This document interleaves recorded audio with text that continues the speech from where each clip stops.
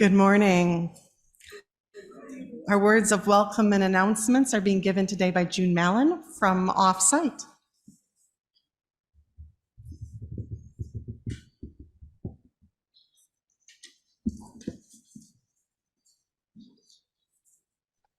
Good morning. Welcome to First Parish Church of Stowe and Acton, FPC, to our members and friends, a welcoming and spiritual community. My name, as Cindy mentioned, is June Mallon, and I serve as one of the facilitators of the Small Group Ministry Program. As we begin our worship today, we acknowledge that we gather on the stolen traditional lands of the Massachusetts, Nipmuc, Pawtucket, and Wampanoag people. We pay respect to these Indigenous people who lost their lives in the colonization of this land, and we recognize that these Indigenous tribes are still today facing violations of sovereignty, territory, and water.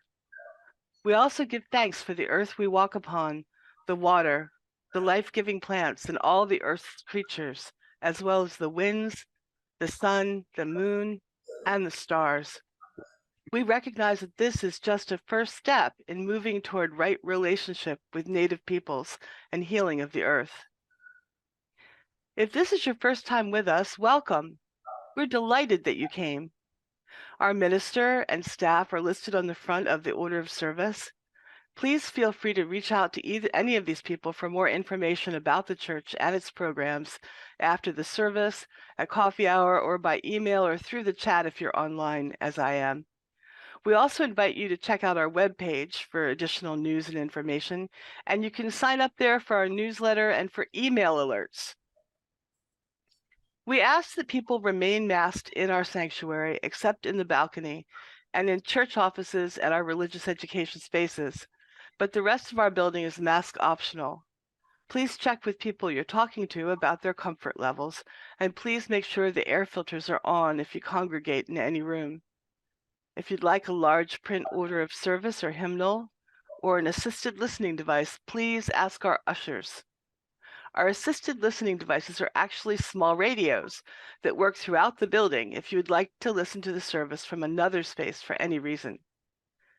After the service, you can join us for coffee and conversation in Fellowship Hall, which is one level down at the other end of the building, or in a breakout room if you're joining us online. I want to take a minute to talk about small group ministry.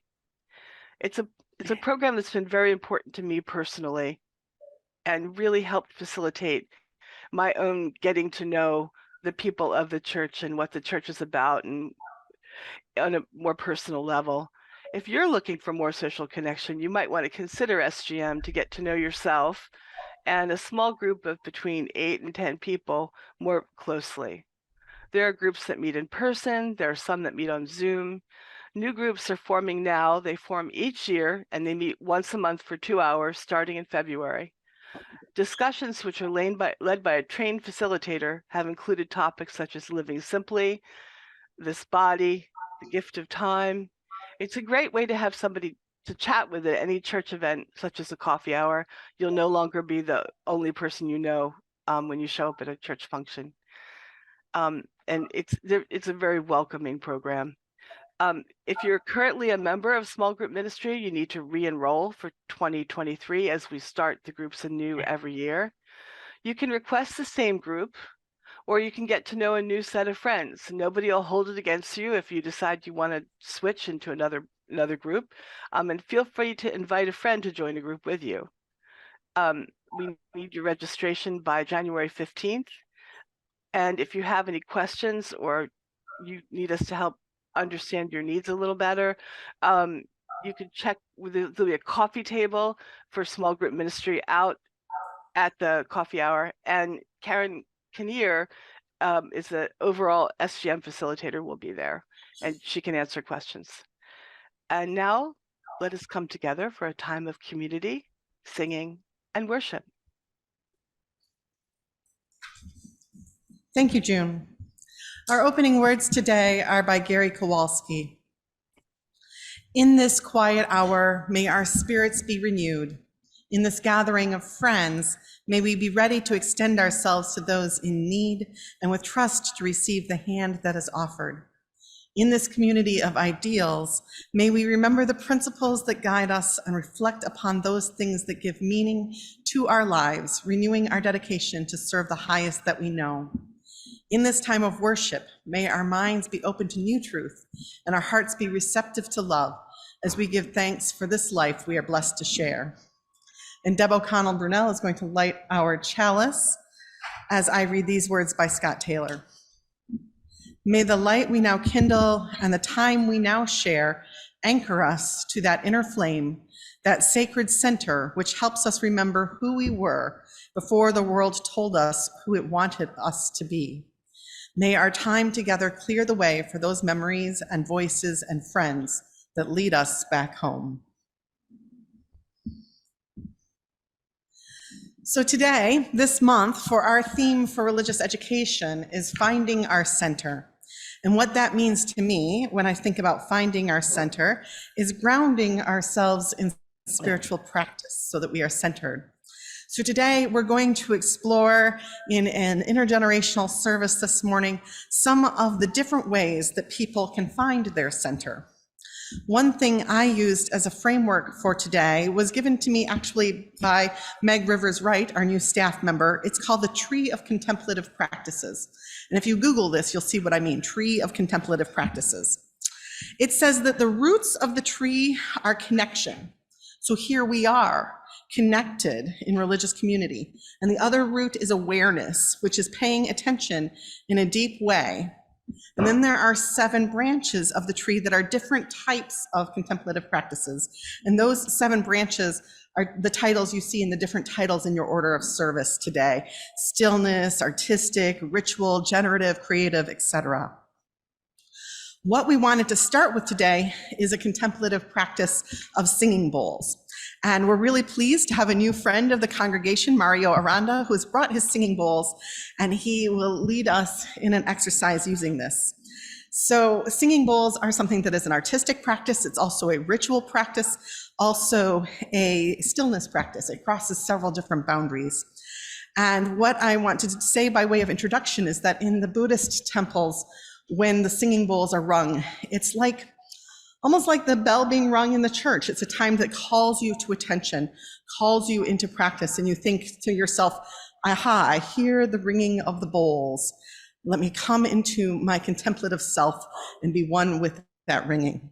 And so I'm going to invite you, as you hear these ringing bowls, to just come into your center, find your space of focus.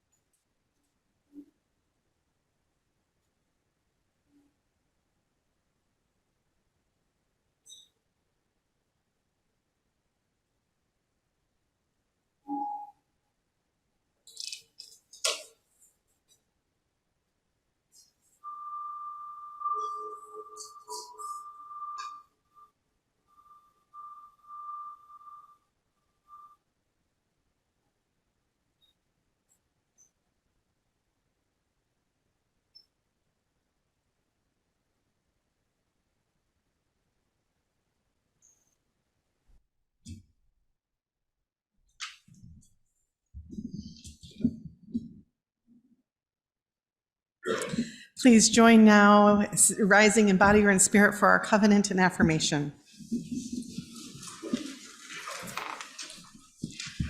Love is the spirit of this church, and service its law. This is our great covenant, to dwell together in peace, to seek the truth in love, and to help one another.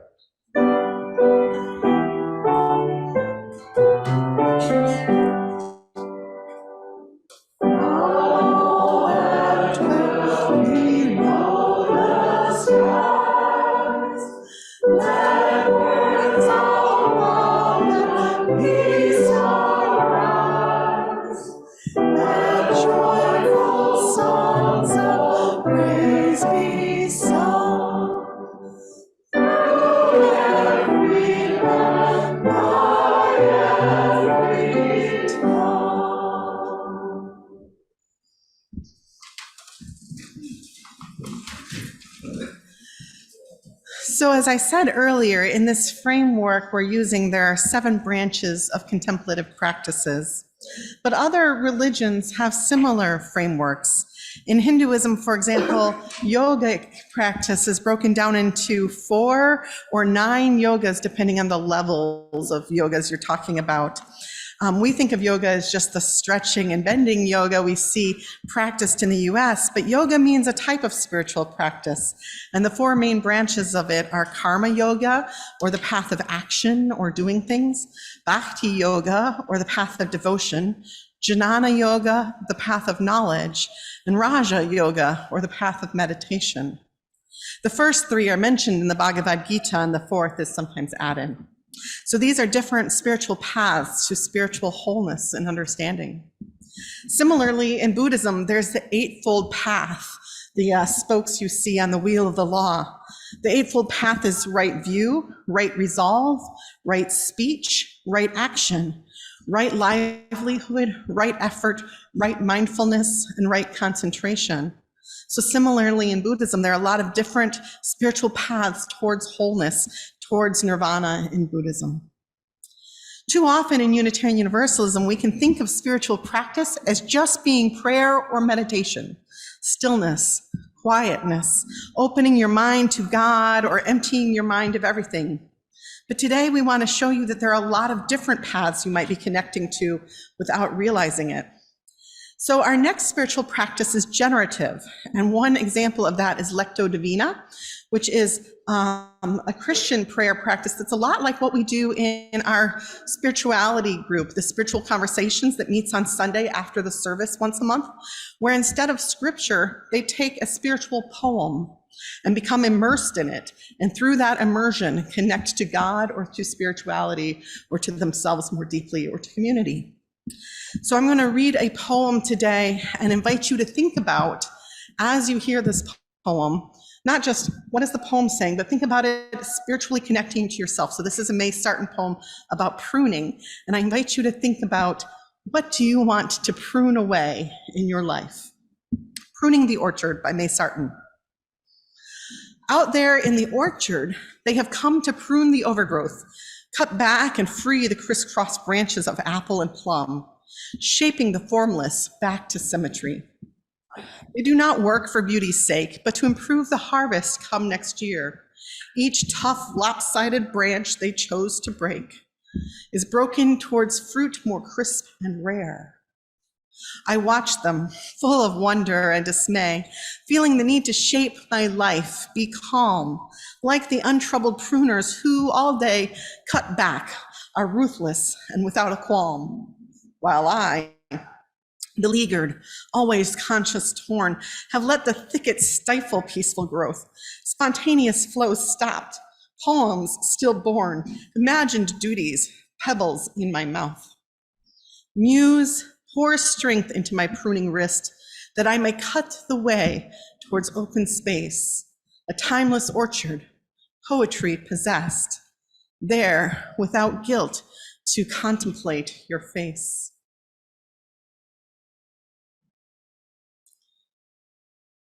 Now I invite you to think about that question of what you are pruning away or would like to be pruning away in your life. Hold on to that thought, maybe share it with someone else at coffee hour or in conversation later today, and come back to that as spiritual practice. Another spiritual practice is artistic spiritual practices, and I wore the Zentangle side of my stole today as symbol of that, because many of you know that I'm a Zentangler, and that's a spiritual practice of doodling in a meditative process.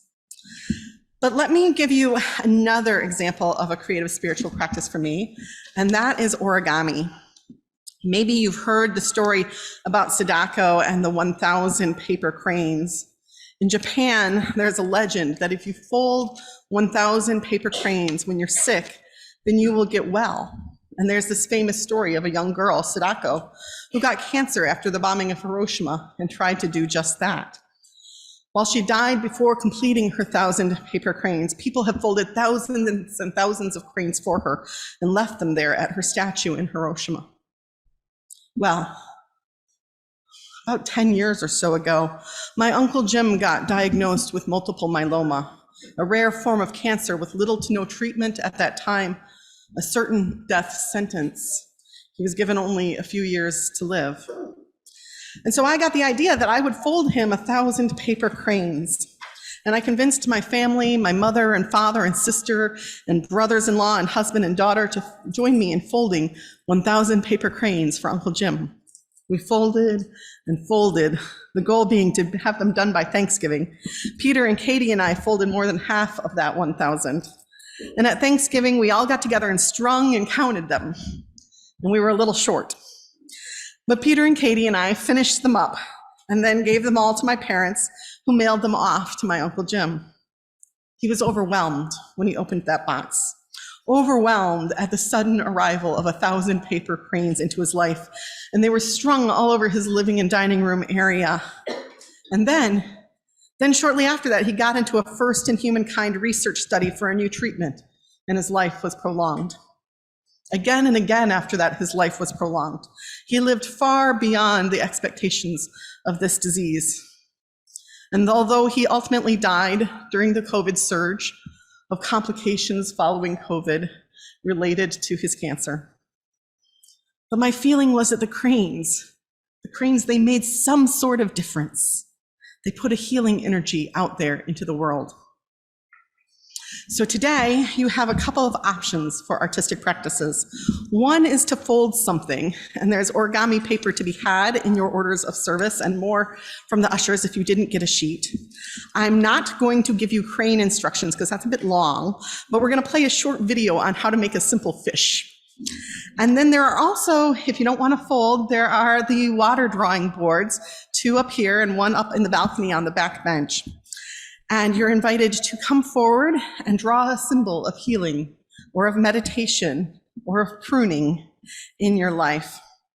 And we'll take just a few minutes as the video plays and a couple minutes after that for you to exercise your artistic brains and find your center.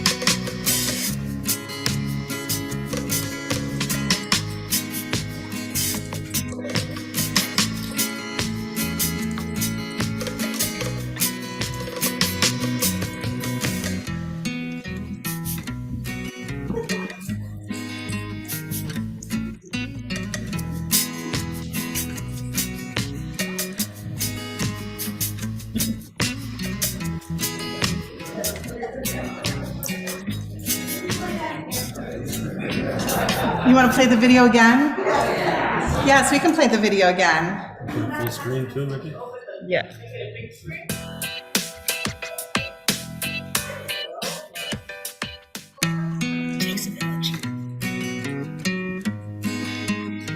Playback speed is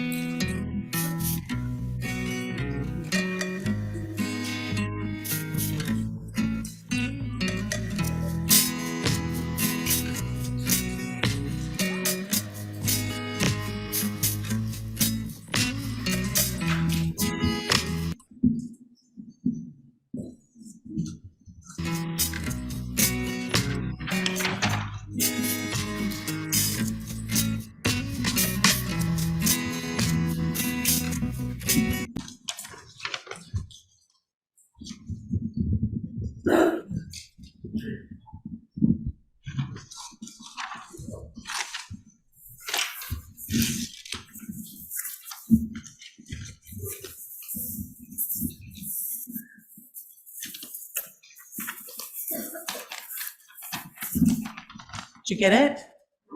Okay. Take a square, fold it in half into a triangle. Fold it in half the other way into a triangle. Flip it over and fold it in half this way and the opposite way. This is also the beginning of the crane. And so now you've got it, so you can go like this, right? No, wait, we want to do it like this.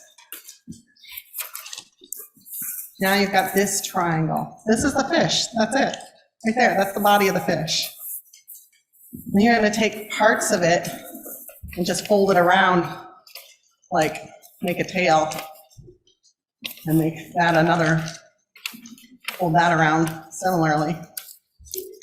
Make a tail. There, that's your fish. If you need me to show you again after the service, we can. And keep folding and playing with it throughout the service. Next, we're going to sing, because the song in our hymnal, number 1031 in your teal hymnals, is also a generative practice. This is a major Buddhist meditation. May I be filled with loving kindness. And the song is first, may I be filled with loving kindness, and I invite you to hold that in yourself as you sing it. Fill yourself with loving kindness. And then it turns to each other. I invite you to turn to someone near you or look at someone across the room and sing that to them. May you be filled with loving kindness. And then lastly, the last verse is, may we be filled with loving kindness. And that's when you're going to extend it beyond yourself and one other to the whole. See, as big a circle as you can imagine. If that's this room, if that's this Ethernet connection, if that's this community or this world, extend yourself out to we be filled with love and kindness. Please stand in body and spirit.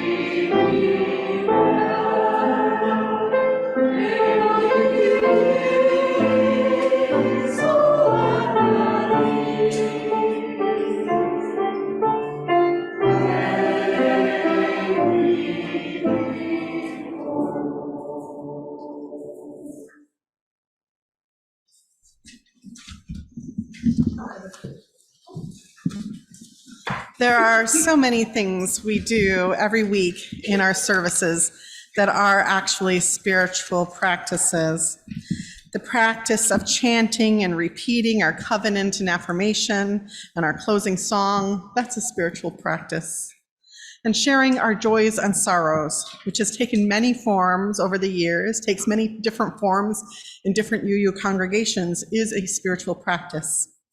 It's so spiritual that during the pandemic, when we were completely 100% online, I let it really become the heart and soul of the worship service, the center and the biggest component within our worship. My sermons got shorter and shorter as we spent more and more time connecting in joys and sorrows as we moved completely online. It is a relational practice. And in those times, we had really no other way to be relational. So it became an important spiritual practice in our tradition. So today, I center it again so that we can think about it in this attitude of it being a relational practice as we share. And then we'll follow that familiar practice with another familiar practice, a moment of stillness and silence as we hold those joys and sorrows that have been expressed in our hearts. And then we'll follow that with a movement prayer, which will be led in a gentle movement exercise from our Director of Religious Education, Marissa Evans, who is off-site today having COVID, but felt open and well enough to join us just for this movement prayer section. So thank you to her for that. And now let us hold those joys and sorrows shared and unshared in our hearts with a moment of silence.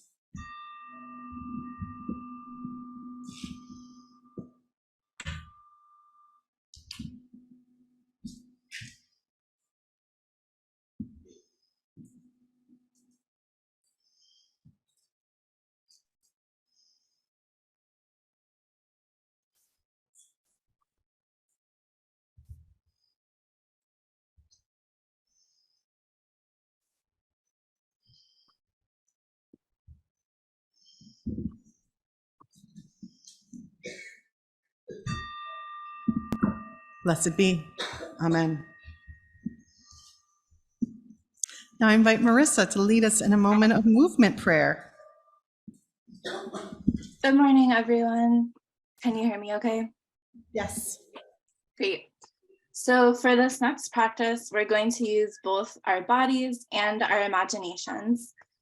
Let's imagine what it might feel like to grow from an acorn into a mighty oak. So this will involve some movement in your seat, so follow along as best as you're able and also be mindful of anyone right beside you. You might want to spread out slightly if you have room. We'll start by imagining that we are acorns. Can you find a way to make your body a little rounder and smaller? If you're a child, maybe you can squat on the ground or bring your knees up towards your chest. Or maybe you can hunch your shoulders and bring your hands to your chest. If it feels comfortable to do so, close your eyes. You are the seed of a mighty oak tree. I wonder how you are planted in the soil. Maybe a farmer or a squirrel put you there. Now that you are in the soil, you need a few things to grow. I see rain clouds gathering. Feel the gentle rain as it comes to quench your thirst. Take a deep breath in and let it out. The rain gives you what you need to grow. Now your roots are going deeper and anchoring you into the soil. Take another deep breath and imagine you can pull all the nutrients you need from the ground and into your feet and body. You also need sunshine to keep growing, so turn your face up to the sun and feel its rays warming the soil all around you. You're beginning to sprout. Slowly and gradually begin to straighten your legs. The sunlight is shining down on you, and you have lots of water and nutrients in the soil that are helping you grow even taller. Start to slowly stand up with your arms by your side. There's more sun and more rain, and now your branches are growing as you stretch your arms out, one at a time. Unfurl your leaves by opening your hands and gently wiggling your fingers. You're a small tree or sapling. As you continue to grow, raise your arms high into the air towards the sun. Now you are a fully grown tree. In the spring, you will have flowers. In the fall, you'll have nuts, acorns, you will live a long life, providing a home for birds, food for insects and squirrels, oxygen for people. Take a deep breath and breathe out your oxygen for people to breathe in. And use the carbon dioxide that the people provide for you. A storm is coming. Your branches shake and blow in the wind. You might wiggle around a bit, but your roots keep you anchored. After many storms and many seasons, you are growing old. You may even lose the top of your tree. Slowly hang your head down as you begin to lose branches to disease and storms. Slowly bring your arms to your sides again. What will happen when you die? Maybe you will begin to rot inside, but still remain standing. If this happens, you are then called a snag. Snags offer a great place for woodpeckers to hollow out their homes. Eventually, over many years, you, the snag, will fall to the ground. You can sit down now as you become a log and imagine lying on the forest floor. What might happen next? If the conditions are right, if there's enough sun and rain and soil, a new tree will grow in your place from a seed or a nut carried by the wind, or a bird or a squirrel. And the cycle begins again. And now, as we leave our imaginary forest and come back to the sanctuary, there are a lot of different ways that we can use our bodies and our imaginations to help us feel more calm, happy, and connected with the web of life. Sometimes it can help to take a moment to imagine that we are a tree, sending roots into the earth, drawing back up nutrients, and that can help us feel grounded and safe. Or pausing for a moment with the sun on our faces, maybe stretching our arms open, we can take in the beauty all around us. Thank you. Thank you, Marissa. This is the time in our service when we practice another ritual, which is the sharing of our gifts to support and sustain the work of this congregation. A slight correction to your order of service, which is that it's not Roy Miller who's about to come and tell you about this plate sharing organization today. This is Steve Evans. Thank you, Steve.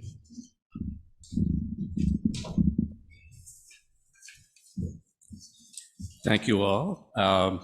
I have this note from Roy Miller, who's in sunny San Miguel, enjoying the Mexican sunshine. Most of the information's from Roy, and all the bad jokes are from me. Our plate share this month is for the FPC work with the Acton and Stowe area interfaith partnership for supporting Afghan refugees, which is quite a mouthful. And with all the work and the 6 churches as part of the partnership, it couldn't fit into a TLA, which is a 3-letter acronym. Roy says, I'm pleased to announce that the 2 families we are helping are nearing independence. You might imagine that as trees that were solidly growing somewhere else and had to walk thousands of miles. As oak trees, that'd be very difficult, but they're here now, finding new roots and a new place to grow, and we're all helping. The Karimi family of 6 in Maynard is just about there toward independence. A lovely family. We've had many interactions with them, including dinners, and they also joined Roy and my wife Mary at the Christmas concert by the Maynard Band in Maynard at the Sanctuary, and they had a really great time and an introduction to what the heck is Christmas. 4 are working at the local Maynard Market Basket. The dad also works at Colonial Oil in Air, as he can drive and has a license and a vehicle. The Habibi family of 6 in Lowell has a ways to go for independence. The dad, Haidar, is working nights, and they split about half of their monthly rent with us. So we're still, the church partnerships is still supporting them heavily. March will end 1 year of their living in the US in Lowell. They're looking for improved housing and are hoping for a car. On a side note, the dad, Haidar, was a taxi driver in Afghanistan. And I think that's the way he helped out the US forces and became eligible to come here. But he's failed his driver's test now 2 or 3 times. And it's not because he can't drive, it's because he has language issues. So on a personal note, I've been able to find him an interpreter to ride in the back of the car, and I'll be as sponsor, and we'll try it again I think in 2 weeks. We have a scheduled appointment. So we'll keep our fingers crossed for that. We're very proud of our role in the partnership and the work that so many of you have supported, both financially and with your skills. I'd also like to make a note that we've most recently been helping a Haitian family, a refugee family, with temporary housing. They have 2 small kids, and over the Christmas and New Year's holiday had nowhere at all to go, nowhere to stay. We helped with some temporary housing, and thanks to your donations, we were able to pay for some nights in the manger, locally called Motel 6. And we'd especially like to thank your usher, Nancy Cataldo, and Susie O'Brien, who did a lot of other personal help with food and clothing and looking in and tender loving care for this family. They're now made their way into the mass shelter system through Fort Devens, which is now temporarily turned into a shelter because all the other family shelters in Massachusetts are overflowing. But they found a place temporarily, and we have an influx meeting into social services with them on this coming Tuesday.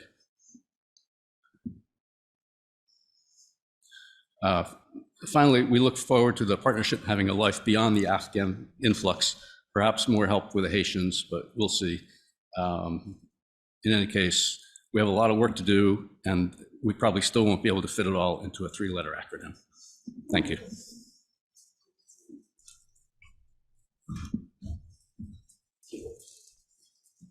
We invite you to join us in meditation on breathing as our anthem for the day, number 1009.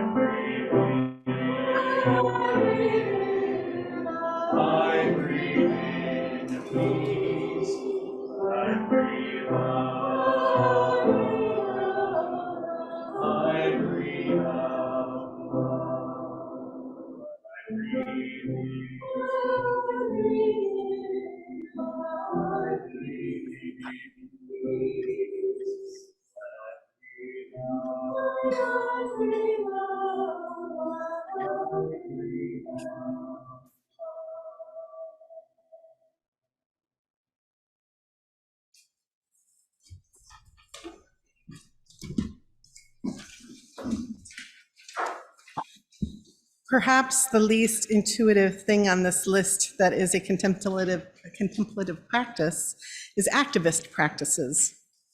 The way this makes sense for me in order to convey it to others is to think about being at a really large social justice event, a march, a parade, and there reaches a point where the people are all moving together corporatively. We merge into a rhythm. We march to a rhythm. That rhythm is enhanced by the singing and chanting that happens in protests. It merges us into one body, chanting together to achieve the goal. One example of a song that I've heard used at protests and marches is the song we'll sing for our closing song today. I'm gonna keep on moving forward. Keep on moving forward, etc. So today, I was going to share a story of an activist practice, but we are running late, so I'm going to see if we can merge that into next week's service on social justice. But if we don't, we were just going to show you the YouTube, because Marissa being sick and me being also kind of under the weather this week did not on the Sankofa Read Aloud project on YouTube. So I invite you to go read the book there. Instead, I'm going to jump to the next thing, which is to invite you to join in pairs or in groups with somebody around you. And what I want you to do is have one person in that group think about sharing a story of when you felt centered and spiritual in doing social justice work. And the others in that group, I invite you to just listen and bear witness. Be with that person in their telling of the social justice work that they did. So find your spiritual practice in connecting relationally with them as they tell of their social justice work. So I invite you to just take a couple minutes right now, join in groups of 2 or 3 or 4 or 5, and one person think about sharing a moment of social justice that was spiritual for you. We'll give you about 4 minutes.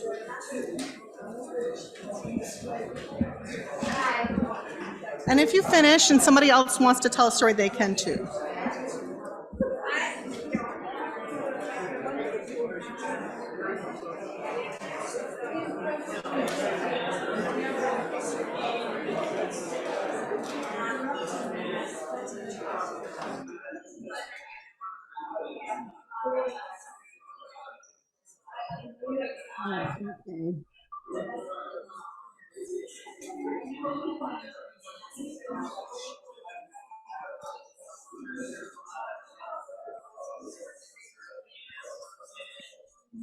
Anybody online want to care to share? I see I could unmute myself. Maybe y'all can hear me.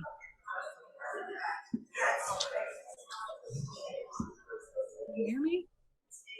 Yes, we can.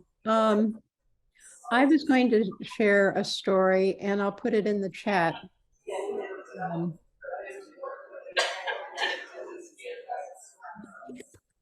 I just I have a hand issue, so I can't really type a lot. So That's fine.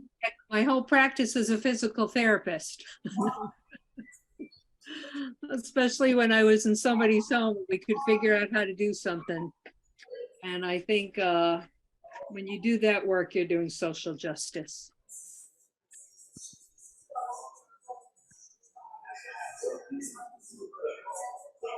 Anybody else want to say anything? Yeah, this is Neil, if you can hear me. Yep.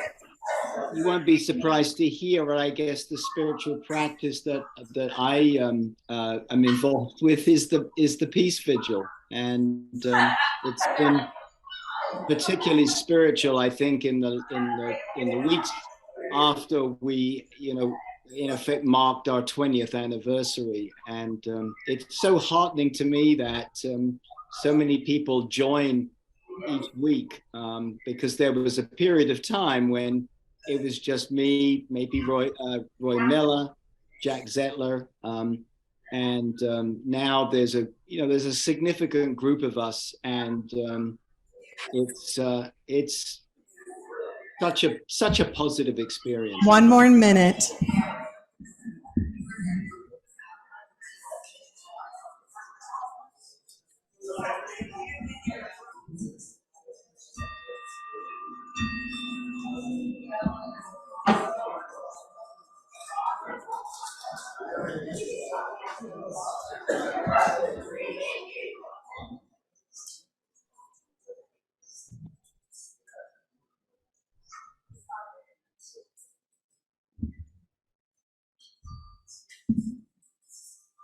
Thank you for sharing with one another.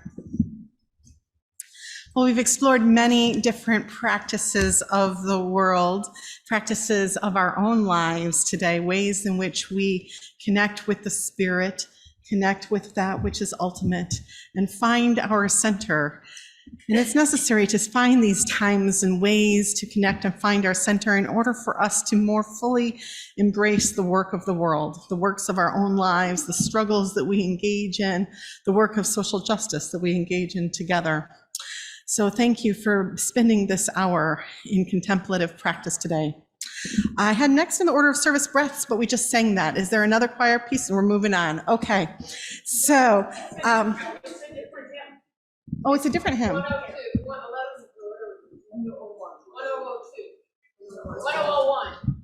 1001 breaths. That's what's next. Okay, got it. I was confusing the titles. You have to breathe all the time. Breathing, breaths, when I breathe in, breaths. Okay, take it away. I've been singing hymn 1001. This is a newer hymn for our congregation, I believe. When you get to the end of the hymn, you're going to turn back to the beginning, and then you'll do that again. So don't be surprised when you turn back. You'll pick this up very quickly, I'm sure. Please rise in body and spirit.